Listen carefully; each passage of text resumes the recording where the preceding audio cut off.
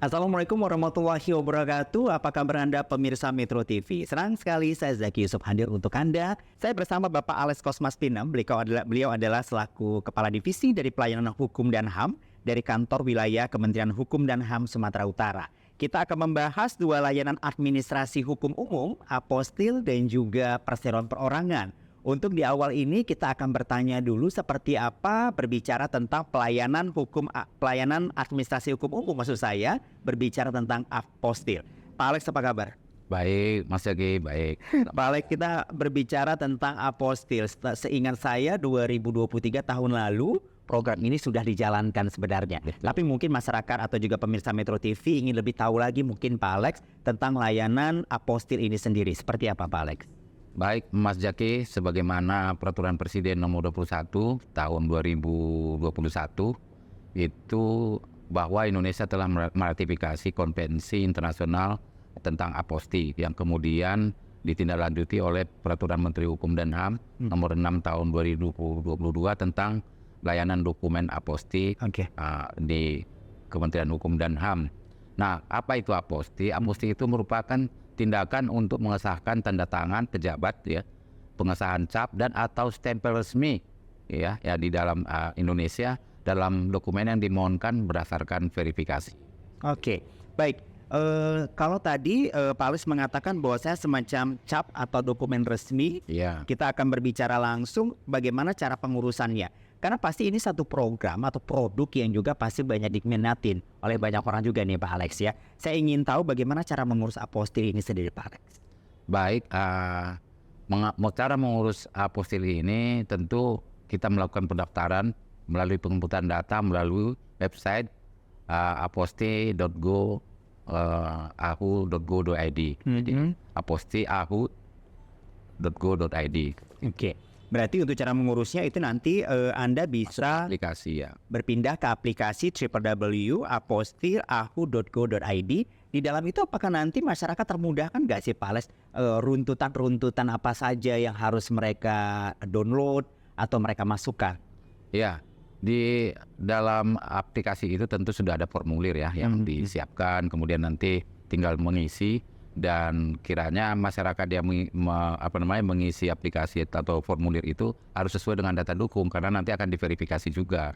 Seperti itu. Berapa lama sih verifikasinya Pak Alex atau legalisasi prosesnya? Sesuai pada Peraturan Menteri Hukum Nomor 6 itu tahun 2022 itu layanan ini untuk verifikasi 3 hari. 3 hari. Jadi, ya. Jadi ada masa 3 hari masyarakat itu menunggu sampai proses atau juga dokumennya itu telah diverifikasi gitu kali Pak Alex ya. Baik, yang menjadi pertanyaan lagi adalah kalau tadi di awal kita sudah berbicara bahwasanya apostil ini adalah sebagai dokumen resmi. Ya, benar Pak Alex ya. Ya, dokumen resmi yang dikeluarkan di Indonesia. Di Indonesia. Pertanyaannya dokumen apa saja jenis-jenisnya Pak Alex yang Pak Alex katakan dokumen resmi tadi yang bisa masuk ke dalam program apostil ini sendiri? Baik, dokumen ini tentu diproduk oleh di Indonesia, yaitu misalnya salinan putusan pengadilan yang telah berkekuatan hukum tetap, itu juga bisa diaposti. Kemudian salinan penetapan pengadilan, kemudian ada akta-akta misalnya akta cerai, akta lahir, sertifikat tenaga keolahragaan, ya kan. Kemudian juga terkait dengan ijazah, apakah sertifikat lembaga khusus, sertifikat profesi, sertifikat kompetensi, dan banyak lagi sebetulnya yang bisa dilegalisir, yang bisa dipergunakan di negara-negara juga yang sudah meratifikasi konvensi internasional terkait aposti tadi. Apostil sendiri. Kalau tadi Pak Alex mengatakan bahwasanya bisa digunakan di beberapa negara. Berapa negara sebenarnya sudah meratifikasi program apostil ini sendiri Pak Alex? Sampai sejauh ini ada 126 negara, tapi Indonesia itu masuk di urutan 121 negara yang sudah meratifikasi konvensi, tapi sekarang ini sudah bertambah menjadi 126 negara. Oke, 126 negara berarti sistem yang nanti dipergunakan itu memang sudah bisa link secara langsung 126 negara yang telah meratifikasi program apostil ini sendiri ya Pak Alex. Dan pertanyaannya sebenarnya sejauh ini seperti apa masyarakat Sumatera Utara sebenarnya Pak Alex yang sudah menerima layanan dari apostil ini sendiri? Sudah berapa banyak maksud saya yang sudah menerima layanan ini? Baik Mas Zaki, kita di kantor wilayah Kementerian Hukum dan HAM itu sudah membuka layanan aposti ini sejak tahun 2023. 2023. Dan sampai saat ini sudah ada lebih kurang 1.200 masyarakat ya yang melakukan permohonan sertifikasi atau legalisasi aposti untuk dokumen mereka yang akan digunakannya ke luar negeri. Jadi penting mungkin dokumen-dokumen ini mereka gunakan di luar negeri gitu. Oke, baik. Pak Alex, 1.200 ini kan sudah cukup banyak sebenarnya. Layanan ini digunakan oleh masyarakat Sumatera Utara. Pertanyaannya, masihkah ada info ataukah semacam masukan kali ya untuk produk apostil ini sendiri dari masyarakat datangnya saat ini, Pak Alex? Sampai sekarang masyarakat pengguna layanan ini saya kira responnya cukup baik ya, karena memang ini merupakan kebutuhan katakan dalam bidang hukum kepadatan internasional ya. Jadi mereka bisa di luar negeri diakui ya keabsahan daripada dokumen yang dikeluarkan oleh di Indonesia seperti itu di 126 negara. 126 negara. Ya, mengesahkan siapa pejabat yang otoritas penandatangannya, stempelnya, capnya. Jadi mereka sudah bisa menggunakan di seluruh negara. Oke, kita nanti balik lagi Pak Alex di segmen kedua. Di segmen kedua nanti kita akan berbicara salah satu produknya lagi yaitu perseroan perorangan. Tahun lalu bicara masalah perseroan perorangan ini juga cukup gencar juga ya Pak Alex ya. Baik. Terlebih lagi setelah COVID tentunya. Baik. Tapi nanti seperti apa lengkapnya nanti di segmen kedua Anda masih bisa bersama kami karena kami akan kembali sesaat lagi.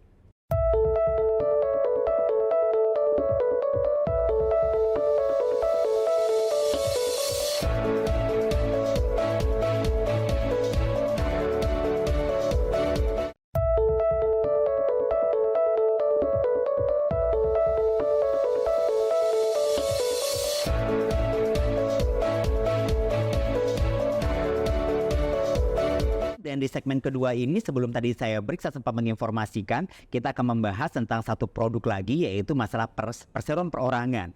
Mungkin kalau Anda ingat pemirsa Metro TV, perseroan perorangan ini cukup gencar di tahun lalu bahkan sampai di masa COVID-19. Dan seperti apa perkembangannya saat ini berbicara masalah perseroan perorangan, kita tanya kembali ke Pak Alex. Pak Alex, kalau kita berbicara tentang perseroan perorangan, saat ini sudah seperti apa Pak Alex?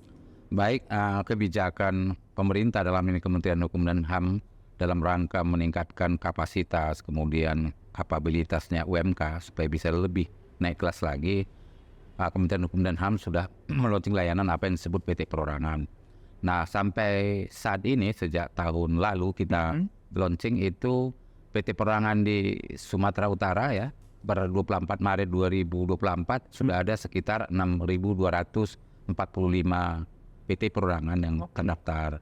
Dan untuk serangan dalam rencana aksi tahun 2024 ini bahwa Direktorat Jenderal Administrasi Hukum Umum akan melakukan semacam pelatihan bagi UMK yang sudah Terdaftar bagi layanan PT Perorangan untuk dilakukan pelatihan agar mereka bisa lebih profesional ya kan, lebih bisa naik kelas lah, bisa lebih memahami lagi ya Pak Alex ya. Lebih meningkatkan kapabilitasnya dalam mengelola usahanya. Baik Pak Alex, prosesnya apakah masih sama? Apakah mungkin di tahun 2024 ini ada penambahan proses ini sebenarnya dari syarat-syarat yang memang harus dilengkapi ketika berbicara masalah perseroan perorangan Pak Alex? Sebetulnya kalau PT Perorangan ini atau perseroan perorangan ini syaratnya masih sama, tidak ada tambahan apa ya. Dia bisa mendaftar ke website ptp.ahu.go.id dan mengisi nomor ya, KTP, nomor NPWP, kemudian email aktif ya. Kenapa harus email aktif? Karena nanti di Jenal kan mengirimkan username dan password ke email pemohon. Nah, setelah itu barulah kita menginput data yang perlu disampaikan dalam pembuatan PT Perorangan seperti itu. Jadi memang prosesnya masih sama dengan tahun lalu. Tidak ada penambahan persyaratan ya Pak Alex ya. Jadi Anda pemirsa Metro TV nanti Anda bisa berkunjung aja langsung ke ptp.ahu.go.id.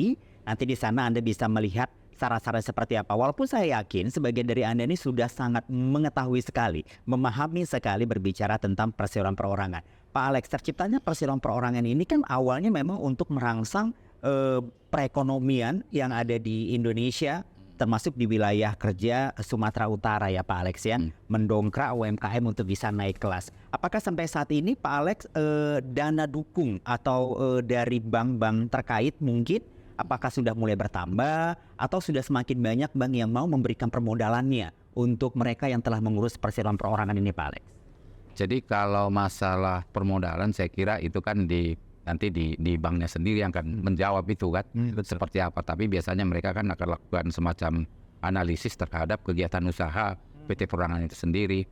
Nah sebetulnya kalau kita meluncing kegiatan ini, kegiatan layanan PT Perorangan ini untuk mendorong UMK juga bisa naik kelas dan juga memotivasi anak-anak muda untuk beraktivitas usaha gitu. Benar-benar Ya berwira swasta. Berwira swasta, karena kalau kita lihat saat ini sekarang trennya itu banyak orang muda sudah mulai giat usahanya juga mulai naik karena mungkin di tengah mereka punya banyak usaha online. Ini yang punya online bisa juga nggak sih Pak? Bisa. Yang penting bisa mereka mendaftar untuk membuat PT Perorangan. Jadi mereka punya entitas badan usaha gitu. Entitas badan usahanya itu ya. Oke, dan itu bisa mereka daftarkan mendaftarkan untuk menjadi salah satu perseroan perorangan. Iya. Baik, dan yang selanjutnya saya ingin tahu juga dari tahun 2023 saya lihat memang Kementerian Hukum dan HAM ini memang sangat gencar berbicara masalah perseroan perorangan.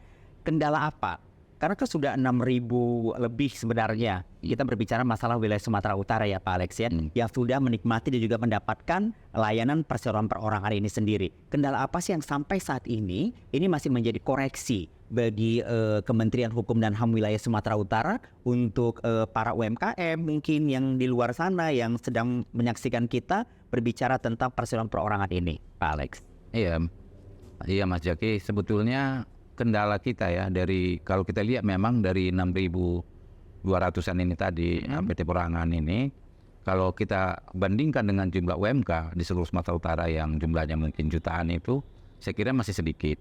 Ya, masih sedikit. Artinya ya kendala kita keengganan mereka UMK itu untuk memperoleh untuk mendaftar PT Perorangan. Mungkin ada kekhawatiran masalah pajak, betul, atau masalah-masalah yang lain mungkin kan. Benar. Karena selama ini mereka sudah nyaman gitu dengan nggak usah juga PT Perorangan kan, mereka berjalan dengan baik saja gitu ya, Pak Alex. Okay. Nah itu seperti itu saya kira. Nah jadi seandainya Pak Alex, ini saya cuma bertanya sebenarnya ke Pak Alex, sebagian dari UMKM ini akan berpindah ke perseroan perorangan. Ini saya mengatakan mungkin dia akan berpindah. Bisa seperti itu tidak pengurusannya? Iya, gini Mas Jaki, sebetulnya berpindah itu dalam konteks entitas. Maksudnya yang selama dia tetap UMK, hanya selama ini dia mungkin tidak punya entitas badan usaha.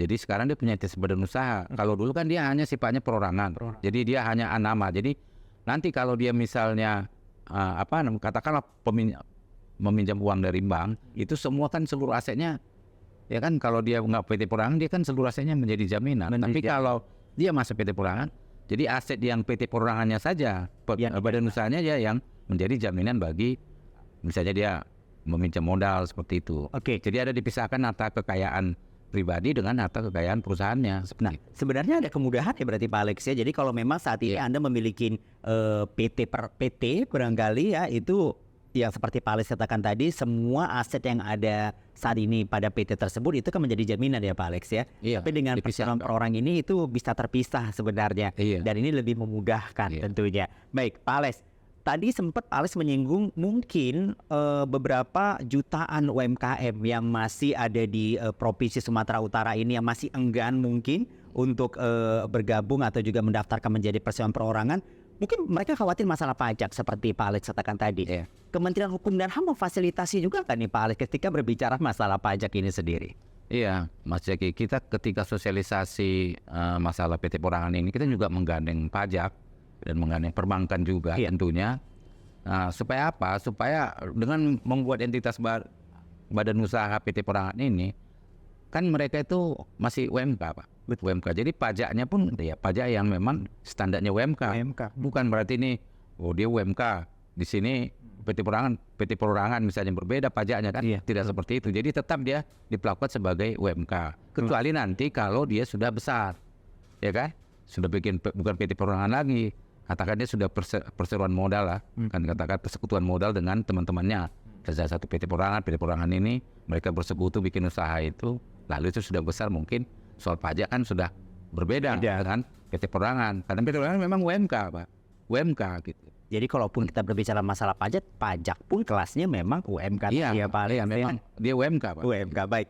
Pak Alex, kita harus break lagi. Nanti kita kembali di segmen ketiga Pak Alex. Dan untuk Anda yang menyaksikan kita langsung dari Metro TV Sumatera Utara, Anda jangan kemana-mana karena kami akan kembali sesaat lagi.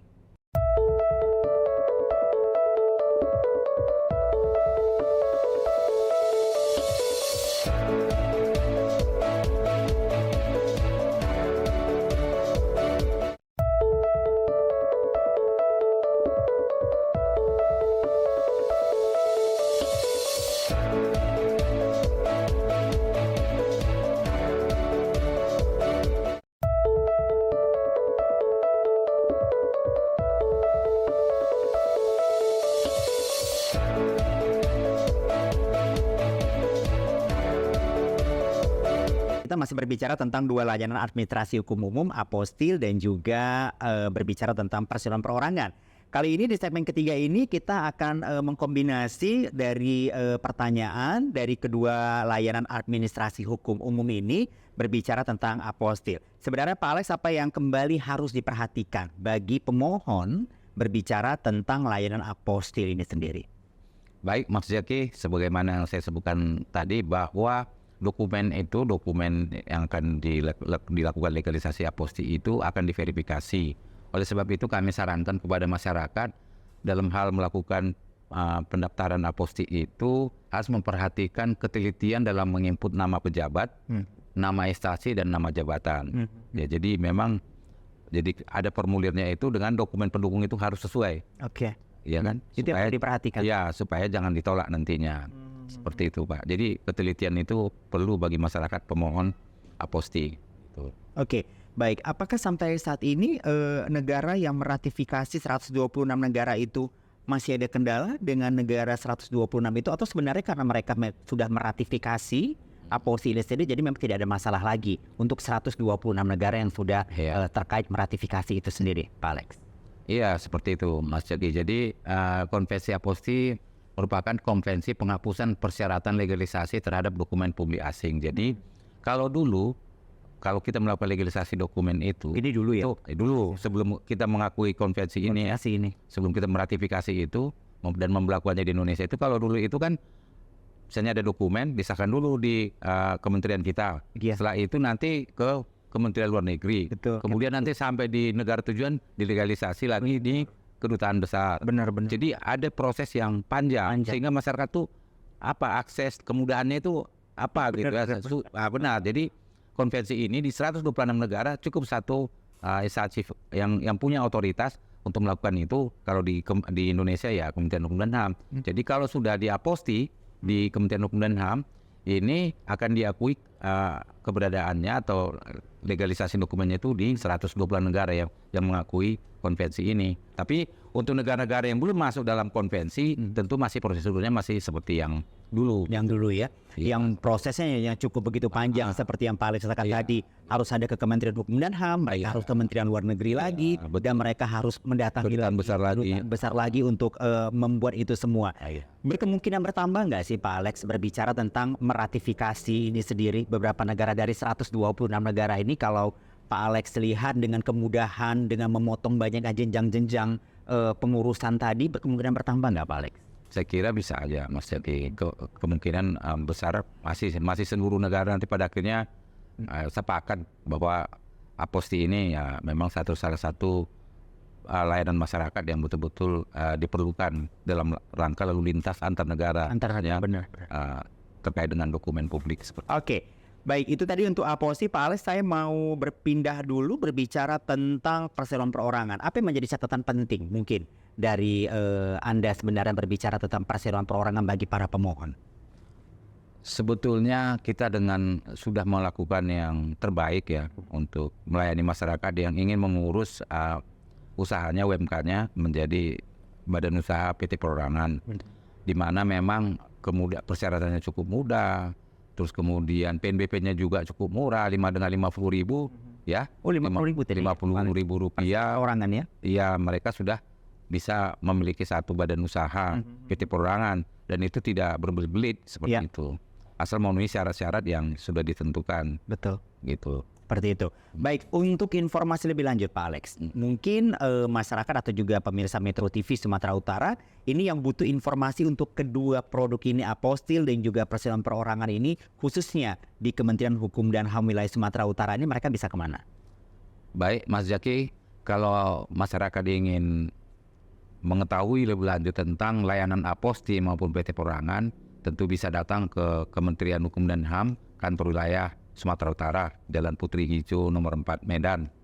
Atau juga sebetulnya bisa diakses berbagai informasi tentang layanan administrasi hukum umum melalui helpdesk-nya AHU. Jadi dia bisa buka di web ya, AHU masuk, kemudian di situ juga banyak dijelaskan mengenai layanan-layanan administrasi hukum umum yang kita kita launching atau kita lakukan gitu. Oke, lebih tepatnya ke ahu.go.id kali ya, Ya. Alex ya. Jadi Anda pemirsa Metro TV atau juga Anda saat ini yang mungkin berkeinginan untuk menggunakan kedua produk ini sendiri, Anda nanti bisa cek di www.ahu.go.id untuk semua layanan yang ada dan juga dilayani oleh pihak dari Kementerian Hukum dan HAM wilayah Sumatera Utara. Termasuk tentang pembahasan kita siang hari ini, apostil dan juga perseroan perorangan. Baik Pak Alex, apa yang menjadi closing statement Anda berbicara tentang dua produk kita untuk siang hari ini?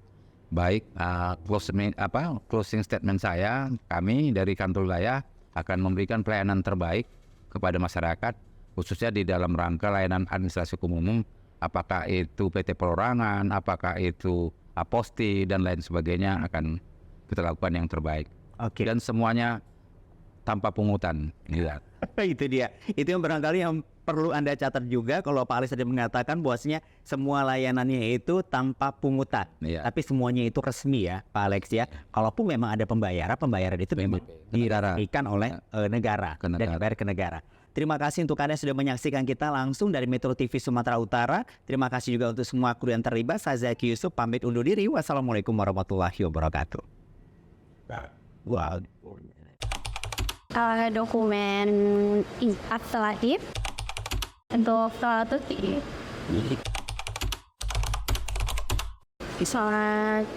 baik, terus mbaknya ramah, terus sangat membantu kalau misalnya kita butuh pertanyaan, butuh atau dicekin dong, kakaknya langsung proses ekonomi banget.